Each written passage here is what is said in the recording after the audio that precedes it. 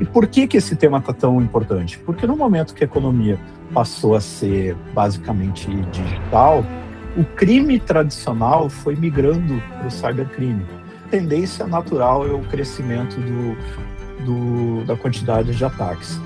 Conta chega eventualmente. Se a gente não olha para a questão de segurança, se a gente não toma os cuidados necessários para se prevenir, uma hora a conta vai chegar e ela não é barata normalmente.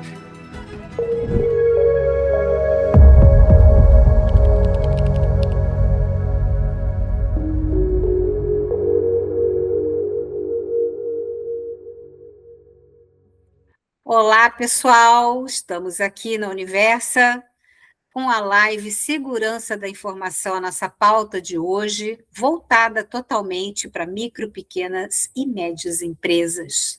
Um assunto que todo dia traz a nossa atenção, traz ansiedade também no sentido de entender o quanto isso nos afeta, o quanto isso pode prejudicar e desonerar também a nossa responsabilidade na medida em que a gente toma boas decisões, faz boas escolhas.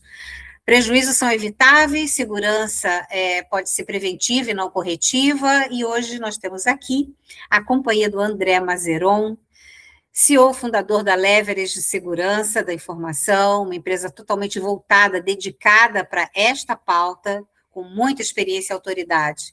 Obrigada, André, pela presença e pela participação. Obrigado, Sueli.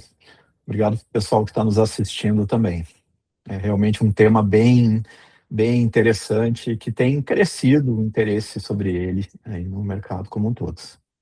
Com certeza, as credenciais aqui, a mini bio do André está aqui aparecendo em algum momento aqui na tela para vocês, e eu começo aqui desenvolvendo uma provocação. Segurança da informação, como o André já antecipou aqui um pouquinho, é uma notícia que surge na mídia, você ouve uma notícia, você liga o rádio, você está na TV, você está na internet e a todo momento você sabe de alguma coisa acontecendo que pode ter afetado uma pessoa, um CPF, ou uma empresa, um CNPJ.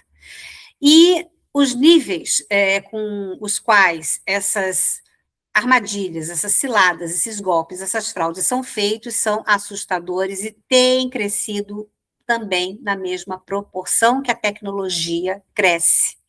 André, te convido a falar um pouco sobre isso agora, para a gente aquecer essa pauta no sentido de micro, pequenas e médias empresas, elas precisam olhar para isso com que atenção e no teu ponto de vista, né, como especialista, o que está acontecendo em termos de evolução, em termos de recorrência, em termos de recursos, né, e de tecnologia usada para fraudar e golpear as pequenas e médias empresas?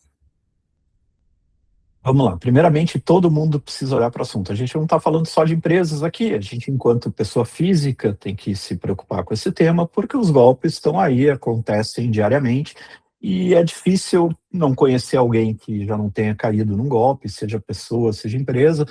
E é mais difícil ainda tu ver um portal de notícias, por exemplo, sem ler alguma notícia de alguma empresa que sofreu algum tipo de golpe, algum tipo de ataque, coisa assim. Então a gente tem que estar bastante esperto com o tema. E por que esse tema está tão importante? Porque no momento que a economia passou a ser basicamente digital, o crime tradicional foi migrando para o cybercrime, por uma série de motivos. Um deles deixa o criminoso mais longe da vítima, né? Portanto, é mais difícil, às vezes, conseguir chegar no criminoso. Esse crime ele pode ser transnacional, eu posso estar sendo vítima de um golpista que está do outro lado do mundo. Mais difícil ainda chegar nesse criminoso. Já é difícil prender cybercriminosos no Brasil, no exterior, então, que precisa da colaboração de vários países, é ainda mais complicado. Então, como os criminosos estão indo para lá, a tendência natural é o crescimento da quantidade de ataques. E junta-se a isso um outro fator importante que vem para o bem e para o mal, para a sociedade como um todo, que é a questão da inteligência artificial. Ao mesmo tempo que ela simplifica tremendamente o nosso trabalho, e a IA para várias empresas já tem se mostrado o melhor funcionário da empresa, ao mesmo tempo, ela é uma arma para ser utilizada pelos cybercriminosos em ataques cada vez mais sofisticados. Hoje já é comum, mesmo no Brasil, acontecerem ataques usando deepfakes, onde o golpista ele simula a voz ou até mesmo vídeo já de alguém se passando por caso notório, que acontece, por exemplo, o golpe do falso advogado, né? Então já tem vídeo falso de advogados por aí, convencendo seus clientes a, por exemplo, né, olha, tu ganhou uma ação aqui, mas tem uma taxa para pagar, né, faz esse Pix e tu vai receber aquele valor lá na ponta. E a pessoa acha que recebeu uma mensagem de vídeo legítima, porque é cada vez mais difícil tu diferenciar esse conteúdo gerado por IA. Então, todos esses fatores em conjunto fazem com que o volume de ataques tenha crescido significativamente para todo o perfil de organização, de todo porte, de qualquer área de atuação. As ameaças, elas são diferentes quando a gente fala de grandes corporações e pequenas empresas? Sim, são, mas elas estão lá e, frequentemente, os mecanismos que a gente tem para se proteger também vão ser muito similares, independente do porte de empresa. É verdade. Nível de sofisticação, prejuízos, formas e criatividade, muita criatividade transnacional que você comentou, André. E isso pensando assim, a micro, pequena e média empresa brasileira, né? A quantidade de micro, pequenas e médias empresas que nós temos aqui, que respondem por uma parte muito significativa do PIB e dos empregos, né? Tem tanta pauta para se preocupar com saúde, com NR1, com normativas, agora com a reforma tributária, é um ano complexo esse de 2026 também, por conta dos eventos de calendário, Copa do Mundo, eleições, né? Mas a prioridade de olhar e se proteger para ter minimamente um protocolo de segurança da informação, independente do tamanho, uma micro, uma pequena ou uma média empresa. No teu entendimento, André, como um profissional que já está aí, né, há mais de 20 anos dentro da área, que nível hoje o nosso empresariado tem de segurança para se proteger desses golpes, reconhecer, né, esses riscos e criar minimamente um protocolo de segurança? Felizmente, isso está bem melhor hoje do que já foi no passado. No passado, a gente tinha muita dificuldade de fazer o empreendedor compreender que ele precisava se preocupar com segurança de informação. A gente pode fazer analogia, por exemplo, com a questão do seguro de automóvel. O seguro de automóvel é algo que tu paga, tu tem aquele custo lá, porque pode ser que um dia na vida tu vá precisar daquilo e aquele investimento que tu fez no seguro vai se pagar de alguma forma. Mas pode ser que isso não aconteça, né? Vários de nós, felizmente, não precisamos acionar seguro por anos a fio, tu está lá tendo aquele custo, né? Então, o empreendedor, ele tinha essa visão, assim, eu estou gastando para quê, se nada acontece? Aquele empreendedor que já passou por um incidente de segurança, obviamente, ele está muito mais sensibilizado com a questão. Mas no passado a gente tinha essa dificuldade com aqueles que não tinham sido vítimas de algum golpe. Como o volume de golpes aumentou, o empreendedor está mais sensível a isso. Ele pode não saber, num primeiro momento, o que ele tem que fazer, mas ele já começa a prestar atenção e dizer, esse assunto pode me afetar se eu não fizer nada. Então, a gente tem visto uma preocupação crescente. O que a gente precisa é fazer chegar o conhecimento de como esse empreendedor pode se proteger em relação a isso. Perfeito. André, então, aproveitando aqui, te convido a dar aqui para a nossa audiência alguns exemplos que você já viu de golpes, né? E nessa camada de empresas, né? Característica de micro, pequena e média. O que você pode citar como exemplo de situações que você já viu, né? De problemas que aconteceram, seja de ataque, e que geraram algum tipo de prejuízo? Olha, eles são tantos ao longo desses anos e às vezes tu tem até histórias tristes para contar. Cito uma situação, por exemplo, que nós recebemos a ligação de uma empresa, não era nosso cliente, é um pequeno escritório de arquitetura, trabalham umas 5 pessoas no escritório. E eles foram vítimas de um ataque de ransomware e todos os arquivos deles estavam locais, eles ficavam armazenados na própria empresa. Aí o atacante encriptou os dados, um ataque de ransomware, estava pedindo um resgate e tudo mais, e um resgate no valor que a empresa não tinha condições de pagar.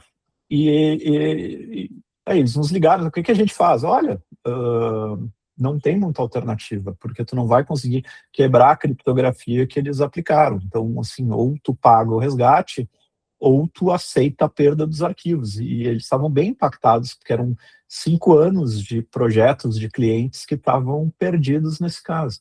Né? Então, assim, é difícil, porque eu gostaria de poder dar uma resposta para o cliente, não, tem uma solução mágica aqui que a gente vai conseguir recuperar essas informações. Como ele não se preparou para lidar com a eventualidade de um ataque de ransomware, infelizmente não tinha muito o que fazer.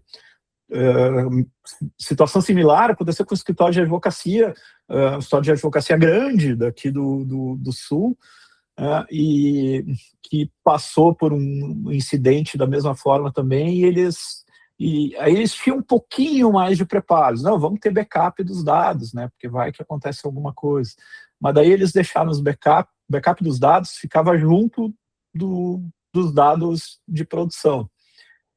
E o ransomware foi capaz de destruir tanto os dados de produção quanto o backup. Aí eles só conseguiram recuperar dados de alguns anos para trás. Não foi uma perda total, mas todo o trabalho de anos mais recentes lá estava indisponível.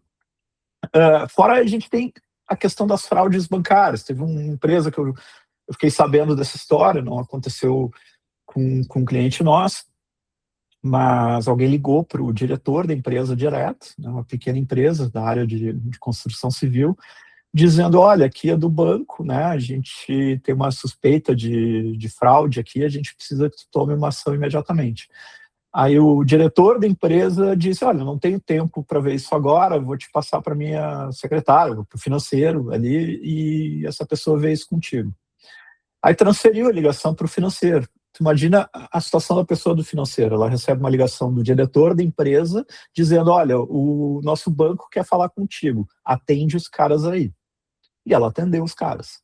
Isso gerou um rombo de R$ 80 mil na conta da empresa, né, por não ter detectado que eles estavam caindo no golpe. Então, o ponto é o seguinte, a conta chega eventualmente. Se a gente não olha para a questão de segurança, se a gente não toma os cuidados necessários para se prevenir, uma hora a conta vai chegar e ela não é barata normalmente. É verdade, André, é verdade. E eu aproveito aqui com essa descrição aí de 3 exemplos, né, de golpes cibernéticos, né, golpes dentro da internet, enfim, envolvendo a questão da tecnologia, para esclarecer aqui para quem está nos escutando, para quem está nos assistindo. Além do ransomware, se você puder trazer, né, uma descrição do que é um ransomware e que outros, né, meios os golpistas cibernéticos eles usam para atacar as empresas. Bom, ransomware são os golpes de sequestro de dados. O criminoso ele consegue invadir os sistemas da empresa, ele encripta todos os dados, leva esses dados para a nuvem também, em vários casos. Daí a organização não tem mais acesso aos seus sistemas, às suas informações, ela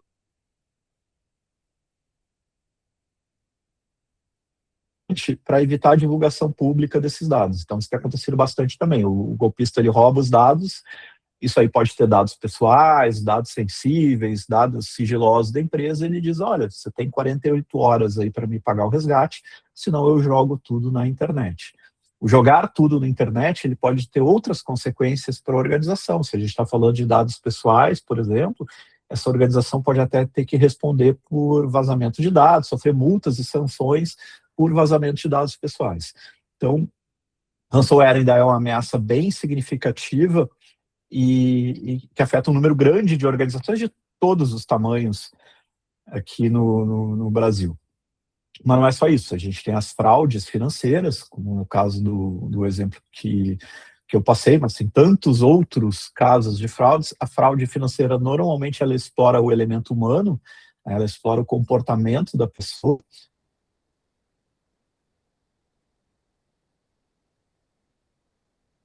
Questão de boa lábia, vamos chamar assim, do atacante para convencer a vítima a tomar uma ação insegura, né? Então, esses são exemplos comuns. Tem outros casos que a gente pode mencionar, que tem a ver daí mais questões técnicas mesmo, de vulnerabilidades nos sistemas de informação da empresa, de má gestão de senhas da empresa, etc.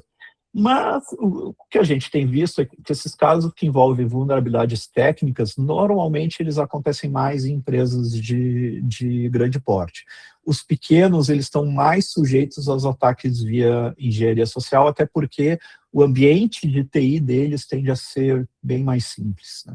Então, naturalmente, às vezes, ter menos vulnerabilidades. Perfeito, faz bastante sentido. Eu tenho certeza que para quem está nos assistindo aqui, essa questão da segurança, né, e das formas de invasão e prejuízos, ela está ficando bem mais clara. Vou aproveitar nesse momento, André, para receber aqui a pergunta de uma empresária, uma microempresária, relativa exatamente à nossa pauta. Uma pergunta da Pauline Nora, uma microempresária da Executária, uma empresa de prestadora de serviços para prospecção B2B, e ela pergunta para nós o seguinte. Olá, Sueli, olá, André, tudo bem? É um prazer participar aqui com vocês dessa live. Meu nome é Pauline Nora, eu sou da empresa Executare. A gente trabalha com prospecção ativa para as empresas, tanto indústrias quanto serviços, e também no serviço de pós-vendas. E eu gostaria de falar ali com o aumento do uso das ferramentas digitais no relacionamento comercial, como CRM, WhatsApp, automações no geral. Muitas PMEs ainda não sabem exatamente como proteger as suas informações dos clientes, dos contatos, né? Quais são hoje os riscos mais comuns que você percebe nas PMEs e quais práticas básicas já fazem diferença na segurança da informação? Vamos lá. As pequenas empresas, pequenas e médias empresas, elas hoje, dado o momento que a gente vive da tecnologia da informação, a gente tem coisas boas e coisas ruins. O bom das pequenas e médias empresas é que os serviços de informação, eles saíram de dentro da empresa. Eles foram todos para a nuvem. Tu não tem mais sistemas, pelo menos em quantidade significativa, sistemas rodando dentro de casa. Tu usa a aplicação que está na nuvem, né? Software como serviço. E significa que a proteção dessa aplicação passou a ser responsabilidade do fornecedor dessa aplicação. Então, isso te desonera em relação a ter que cuidar desse aspecto. Mas o que pega mais para esse perfil de organização são os ataques contra o elemento humano, porque não adianta de nada tu usar uma solução de CRM, por exemplo, que tomou todos os cuidados de segurança do seu lado para deixá-la absolutamente blindada, e um atacante convencer um colaborador a passar usuário e senha para acesso a essa aplicação. E agora o golpista, né, vai ter acesso a todos os teus dados. Então, o elemento humano é o elo mais fraco nas pequenas e médias empresas. E daí vem a questão de treinamento, de conscientização, de permanentemente a gente está revisitando o tema de segurança com os colaboradores para eles serem mais capazes de detectar quando eles estão em vias de sofrer um golpe. E eu posso apostar contigo, não vai haver uma empresa de qualquer porte que não vai receber pelo menos uma tentativa de golpe por semana.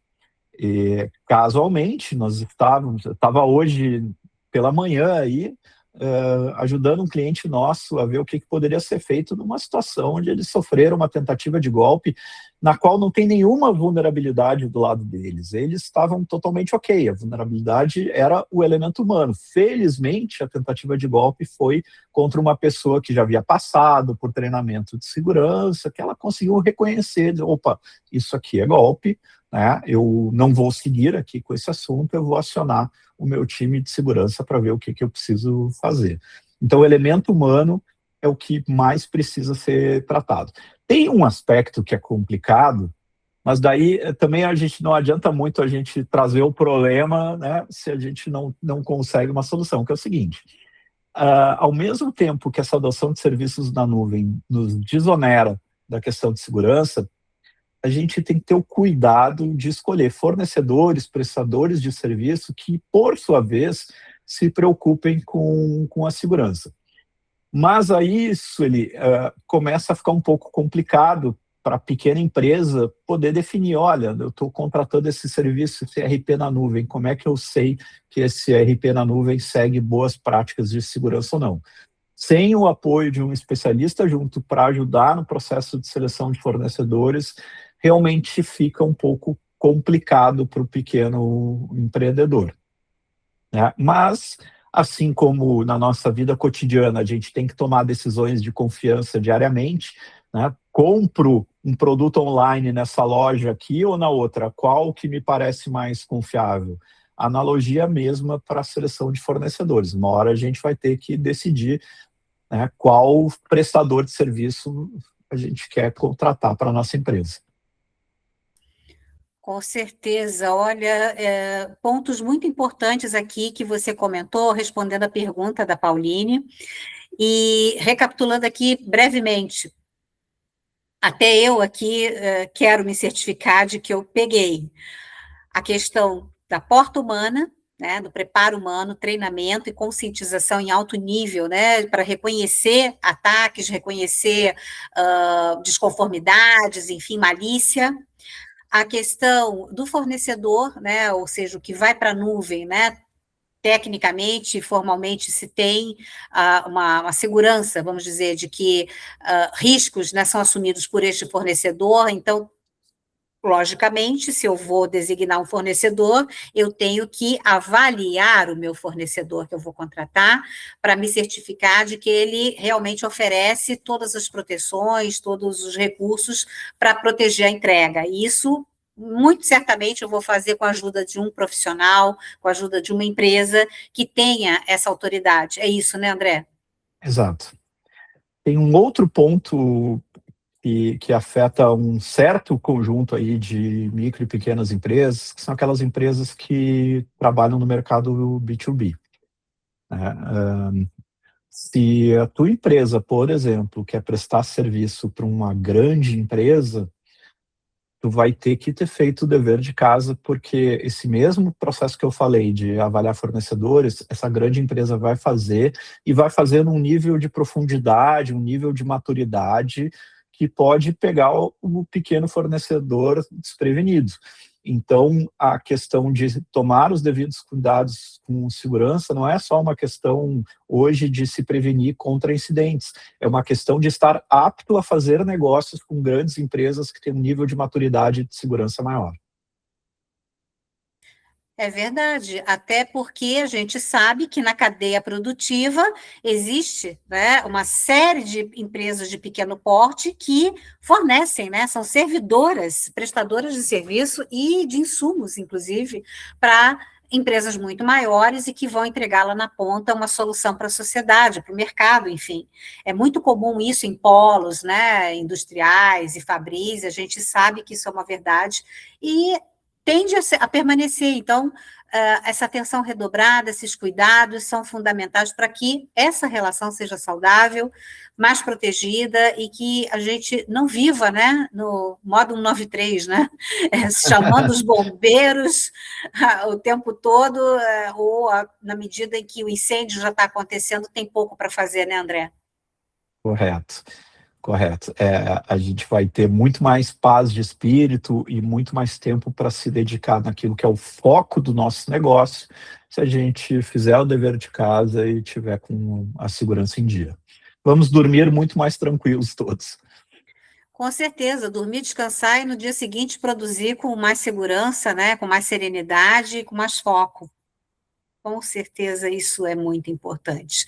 Ainda mais para um micro, pequeno empresário, que a gente sabe que responde por tanto, né, tantas pautas hoje em dia, e essa pluralidade de preocupações e de assuntos, ela só tende a aumentar com o passar do tempo. Que a segurança, então, seja um que esteja sob controle, né, com a ajuda de um profissional, um especialista, com uma autoridade como a sua, André, que a gente fez questão de convidar aqui, e da Leverage, né, segurança que está aí no mercado há tanto tempo, com tantas histórias para nos contar.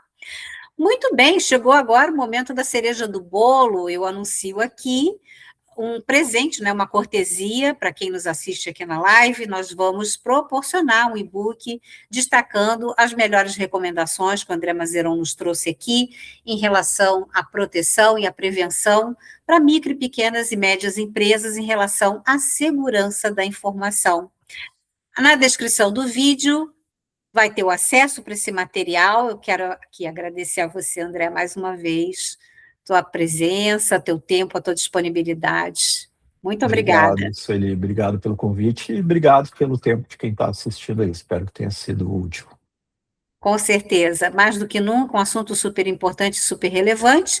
A gente se despede aqui e até a próxima live da Universa, pessoal.